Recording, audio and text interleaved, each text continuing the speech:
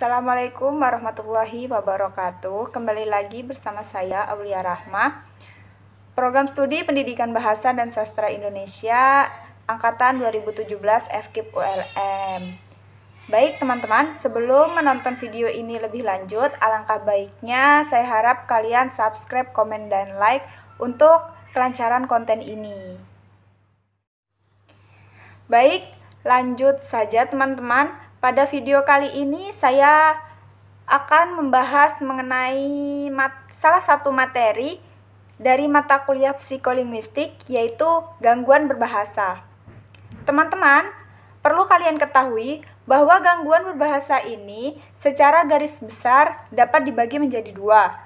Yang pertama adalah gangguan bahasa dengan faktor medis, yang kedua adalah gangguan berbahasa dengan faktor lingkungan sosial. Yang dimaksud dengan faktor medis adalah gangguan bahasa baik akibat kelainan fungsi otak maupun kelainan alat-alat bicara. Sedangkan yang dimaksud dengan faktor lingkungan sosial adalah lingkungan kehidupan yang tidak dialamiah manusia, seperti tersisih atau terisolasi dari lingkungan kehidupan masyarakat manusia yang sewajarnya. Nah, secara medis, menurut Siddhartha tahun 1948, gangguan berbahasa itu dapat dibedakan menjadi 3 golongan. Yang pertama adalah gangguan berbicara, yang kedua adalah gangguan berbahasa, dan yang ketiga adalah gangguan berpikir.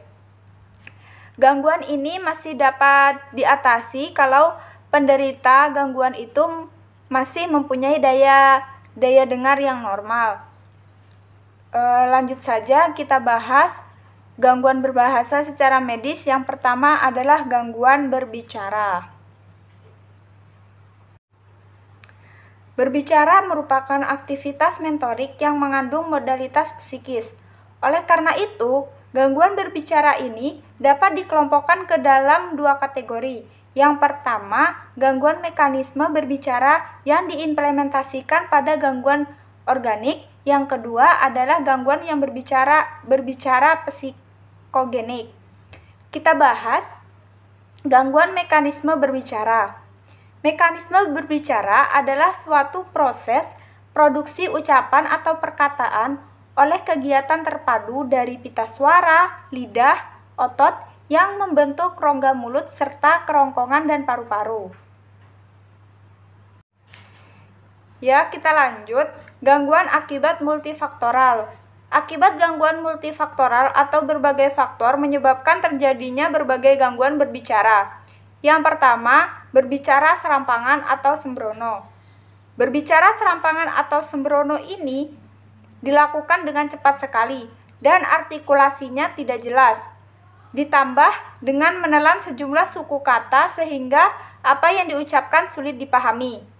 Berbicara serampangan ini karena kerusakan bisa juga terjadi sehabis terkena kelumpuhan ringan sebelah badan. Yang kedua, berbicara propulsif. Gangguan berbicara propulsif biasanya terdapat pada para penderita penyakit Parkinson. Kerusakan pada otak yang menyebabkan otot menjadi gemeteran, kaku, dan lemah. Para penderita penyakit ini biasanya bermasalah dalam melakukan gerakan-gerakan. Mereka sukar sekali untuk memulai suatu gerakan. Namun, bila sudah bergerak, maka ia dapat terus-menerus tanpa henti. Gerak yang laju terus itu dapat dibuat propulsi. Pada waktu berbicara ciri khas ini akan tampak pula. Artikulasi sangat terganggu, elastisitas otot lidah, otot wajah, dan pita suara. Sebagaimana besar, suara mula-mula tersendat-sendat, kemudian terus-menerus dan akibat tersendat-sendat kembali. Oleh karena itu, cara berbicara seperti ini disebut dengan propulsif. Yang ketiga adalah berbicara mutis. Penderita gangguan mutisme ini tidak berbicara sama sekali. Sebagaimana dari mereka mungkin masih dapat dianggap membisu. yakni memang sengaja tidak mau berbicara. Mutis ini sebenarnya bukan hanya tidak dapat berkomunikasi secara verbal saja, tetapi juga tidak dapat berkomunikasi secara visual maupun isyarat, seperti gerak-gerak dan sebagainya. Dewasa ini, apa yang dulu dikenal sebagai mutisme, kinetik lebih dikenal sebagai locked-in syndrome. Dalam hal ini, si penderita masih hidup karena jantung, paru-paru, ginjal, dan hati hampir semua organ masih berfungsi. Hanya gerakan voluntar, pikiran, minat, keinginan, dan semua fungsi lainnya sudah tidak bekerja sama sekali.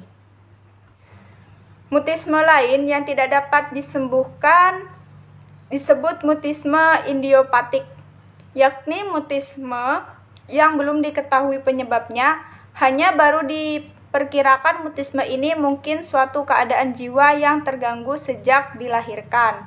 Itu menurut Siddhartha tahun 1982.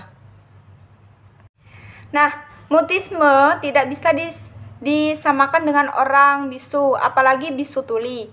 Dalam hal kebisuan ini sebenarnya perlu dibedakan adanya 3 macam penderita. Yang pertama, orang yang bisu karena kerusakan atau kelainan alat artikulasi, sehingga dia tidak bisa memproduksi ujaran bahasa, tetapi alat pendengarannya normal, sehingga dia dapat mendengar suara bahasa orang lain.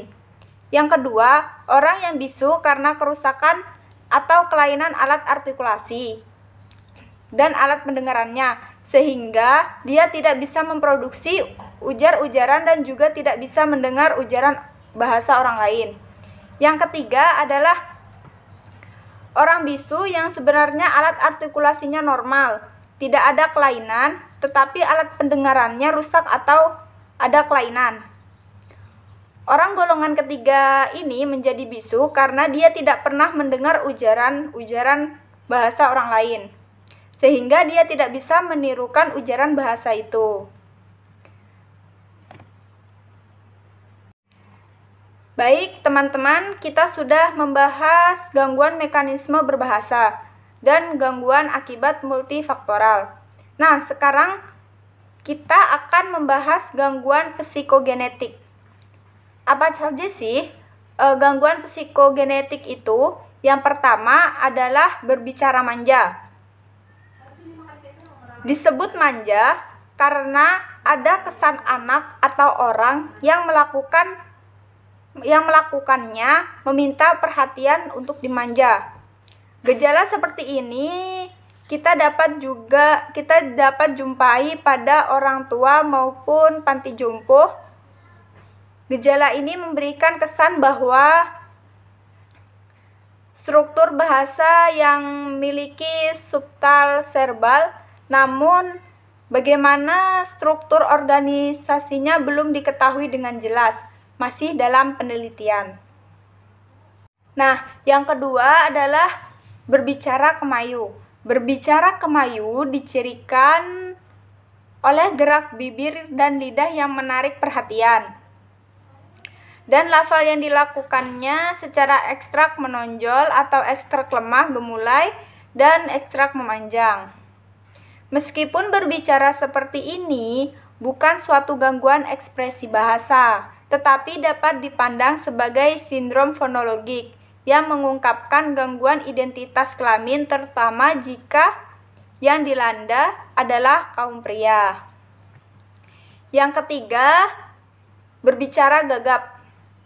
Gagap adalah berbicara yang kacau karena sering tersendat-sendat, mendadak berhenti, lalu berulang-ulang suku kata pertama, kata berikutnya, dan setelah berhasil mengucapkan kata-kata itu, kalimat dapat diselesaikan.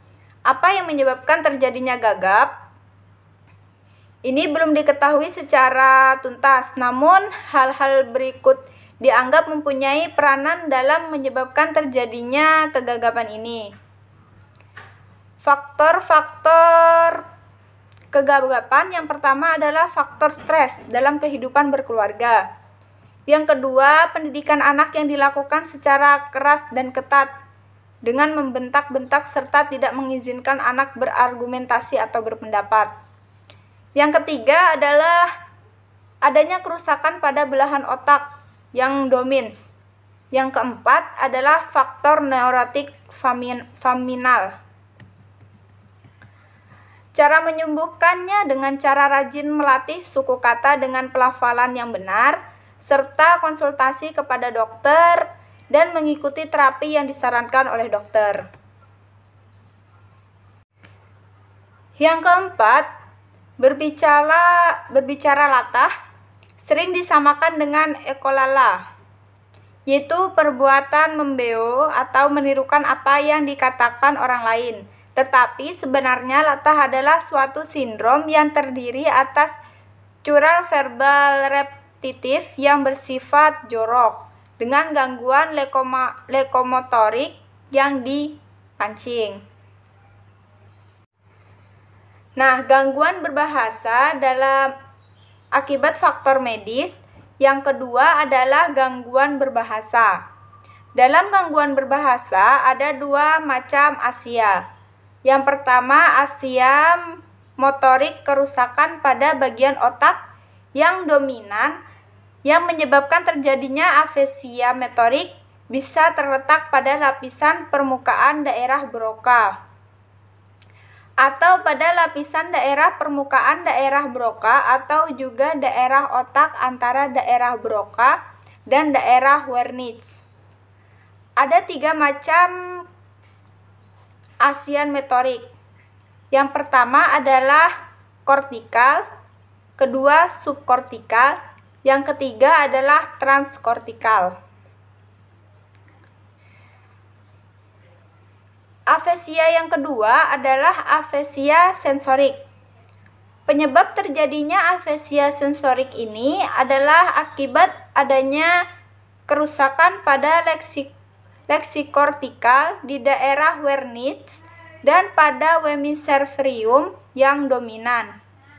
Daerah itu terletak di kawasan asosiatif antara daerah visual, daerah sensorik, daerah motorik, dan daerah pendengaran. Penderita afesia sensorik ini kehilangan pengertian pada bahasa lisan dan bahasa tulisan. Namun, dia masih memiliki curah verbal meskipun hal itu tidak dipahami oleh dirinya sendiri maupun orang lain. Nah, kita lanjut. Gangguan berbahasa dengan akibat faktor medis. Yang ketiga adalah gangguan berpikir. Nah, pada gangguan berpikir ini ada 4 poin yang harus kita pahami. Yang pertama adalah pikun atau demensia. Orang yang pikun banyak sekali menunjukkan seperti gangguan agnosia, apraksia, amnesia, perubahan kepribadian dan perubahan perilaku, kemunduran dalam segala macam fungsi intelektual. Penyebab pikun antara lain karena terganggunya fungsi otak dalam jumlah besar, termasuk menurunnya zat-zat kimia dalam otak. Biasanya volume otak akan mengecil dan menyusut sehingga rongga-rongga dalam otak melebar. Selain itu, dapat pula disebabkan oleh penyakit seperti stroke, tumor otak, depresi, dan gangguan sistematik. Cara mengobatinya: mencari tahu penyebab gangguan perilaku tersebut, apakah karena adanya nyeri fisik akibat luka atau ada hubungannya dengan depresi. Penanggulangan gangguan pelaku pada demensia dapat dilakukan melalui metode non-obat ataupun dengan metode obat. Nah, yang kedua adalah schizofrenik. Seseorang penderita schizofrenik dapat berbicara terus-menerus. Ocehannya hanya merupakan ulangan curahan verbal semula dengan tambahan sedikit-sedikit atau dikurangi beberapa kalimat. Gaya bahasa schizofrenik yang dibedakan dalam beberapa tahap dan menurut berbagai kriteria. Yang utama adalah diferensiasi dalam gaya bahasa schizofrenia, halusinasi, dan pasca halusinasi. Yang ketiga adalah depresif. Orang yang tertekan jiwanya memproyeksi penderitaannya pada gaya bahasanya dan makna curah verbalnya. Curah verbal yang depresif dicoroki oleh topik-topik yang menjadikan, menyalahi, dan mengutuk dirinya sendiri sehingga kehilangan gairah bekerja dan gairah hidup, tidak mampu menikmati kehidupan. Masalah cenderung mengakhirinya. Nah, kita lanjut pada gangguan lingkungan sosial. Yang dimaksud akibat faktor lingkungan adalah terasingnya seseorang anak manusia yang aspek biologis bahasanya normal dari lingkungan kehidupan manusia. Ketersaingan bisa disebabkan karena diperlakukan dengan sengaja sebagai eksperimen, bisa juga karena hidup bukan dalam lingkungan manusia, melainkan dipelihara oleh binatang seperti serigala. Dengan kita mengangkat kasus Kamala dan Mowgli. Dari kasus Kamala dan Geni sebagai dua contoh kanak-kanak yang mengandung kesulitan berbahasa karena terasingkan dari lingkungannya, memang bisa dilihat adanya satu hal yang sangat berbeda. Kamala terasing dari lingkungan sosial manusia sejak bayi, sehingga dia tidak lagi mempunyai kemampuan berbahasa. Sedangkan Geni memang terasing, tetapi masih berada dalam lingkungan sosial manusia. Maka meskipun dengan sangat sukar, dia kemudian masih memiliki kemampuan berbahasa meskipun sebagai kemampuan permulaan. Nah, itu tadi pembahasan mengenai gangguan berbahasa. Banyak sekali faktor yang menyebabkan terjadinya gangguan berbahasa dan bagaimana cara menanggulangi gangguan berbahasa. Itu saja penjelasan dari saya. Apabila ada kesalahan mohon dimaafkan. Wabillahi taufiq wal hidayah. Wassalamualaikum warahmatullahi wabarakatuh.